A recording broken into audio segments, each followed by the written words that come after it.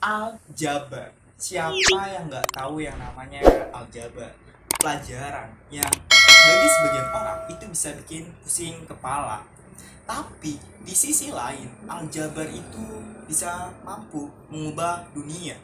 Bahkan pendiri Facebook aja tuh, Mark Zuckerberg, pernah berkata seperti ini. Saya sangat mengidolakan penemu aljabar, karena tanpa adanya aljabar, jangan pernah berharap akan adanya Facebook, YouTube, Twitter, Line, komputer, dan lain-lain. Nah, dari perkataan Mark aja kita udah tahu bahwasanya aljabar itu sangat berpengaruh terhadap dunia modern saat ini. Pertanyaannya, siapa penemu aljabar? Nah, untuk video kali ini di sinilah saya akan membahas sebuah video dari sang penemu aljabar. Jadi, sang penemu aljabar itu adalah Muhammad ibn Musa al-Khwarizmi. Bagi sebagian orang barat, memanggil Al-Khwarizmi itu biasanya dengan sebutan algoritmi, bapak aljabar dunia. Nah, Al-Khwarizmi itu lahir di kota Khiva, Uzbekistan.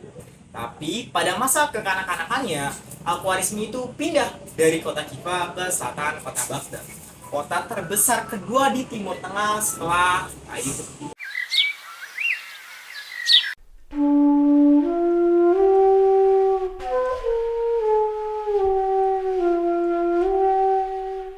Dan itu terkenal kota 1001 malam. Bahkan juga terkenal akan kotanya para wali. Bahkan kota Baghdad juga pernah menjadi kota terbesar di dunia pada masanya. Dan dari sinilah Al-Khwarizmi meniti karirnya sebagai matematikawan. Muhammad ibn Musa al-Khwarizmi dikenal sebagai cendekiawan matematika yang menemukan aljabar dan juga merupakan bapak algoritma dunia. Nah, menarik nih. Jadi, Al-Khwarizmi itu nggak hanya menemukan aljabar, tetapi juga menemukan algoritma. Nah, pertanyaannya di sini, apa itu algoritma? Algoritma adalah rangkaian terbatas dari instruksi-instruksi yang rumit yang menjelaskan atau menyelesaikan suatu kelompok masalah komputasi tertentu. Jadi singkatnya, algoritma itu adalah perhitungan atau pemrosesan data. Oke, kita kembali lagi ke kisah si sang penemu aljabar. Jadi Al-Khwarizmi itu lahir di masa kepemimpinan Kekhalifahan Abbasiyah Al-Ma'mun sekitar pada tahun 780 Masehi. Nah, di masa ini nih, masanya ilmu keemasan. Jadi pengetahuan itu berada di puncaknya. Ya, ibaratkan masa keemasan ilmu pengetahuan. Di bagian perjalanan hidupnya, Al-Khwarizmi ini pernah bergabung bersama cendekiawan di Bait Al-Hikmah. Nah, dari situ dia itu bekerja di sekolah kehormatan yang didirikan oleh Khalifah Al-Ma'mun. Nah, dari sini nih, Al-Khwarizmi itu banyak menulis buku-buku dari berbagai gagasan, baik itu dari matematika, fisika, astronomi, geografi, bahkan dari buku-buku sejarah. Beliau juga pernah belajar yang namanya literatur Sanskerta dan juga bahasa-bahasa Yunani. Karya pertama Al-Khwarizmi itu dituangkan dalam buku Al-Jabar, judulnya Al-Kitab Al-Mukhtar fi Hisab Al-Jabar wa Muktabala. Wow, judulnya panjang banget ya, udah kayak judul sinetron-sinetron zaman sekarang. Tapi walaupun judulnya panjang, ilmunya juga panjang. Ilmunya juga banyak maksudnya. Ya, sesuai lah. Buku Al-Khwarizmi itu secara garis besar menjelaskan tentang linier dan notasi kuadrat. Dan tentunya buku itu adalah buku pertama di dunia yang menjelaskan tentang linier dan kuadrat. Nah, dari karya tersebutlah Al-Khwarizmi disebut Bapak Aljabar dunia.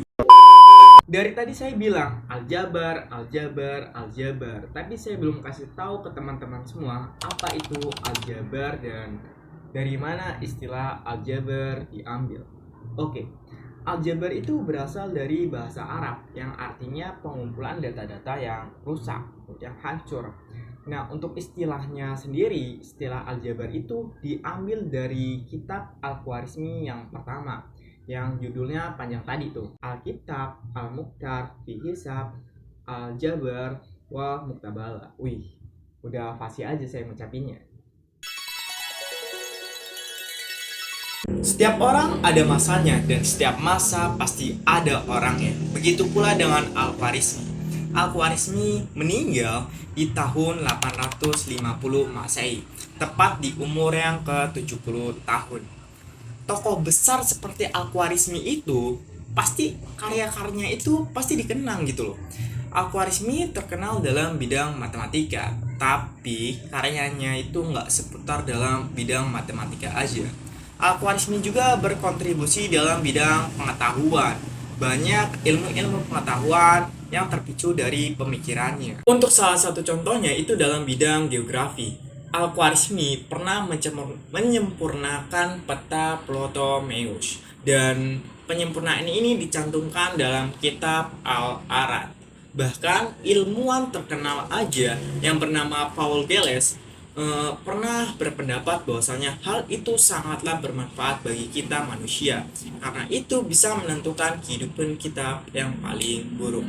Dan itulah cerita dari sang penemu Al-Jabar, yaitu Al-Khwarizmi. Jadi buat teman-teman di rumah yang pengen lihat saya buat video-video selanjutnya, jangan lupa untuk like, subscribe, dan share ke teman-teman semua. Dan sekalipun teman-teman di rumah ingin part 2 dari cerita Al-Khwarizmi ini, saya akan buatkan banyak like-nya tapi oke deh, saya Ahmad Heriswanto undur diri dan terima kasih.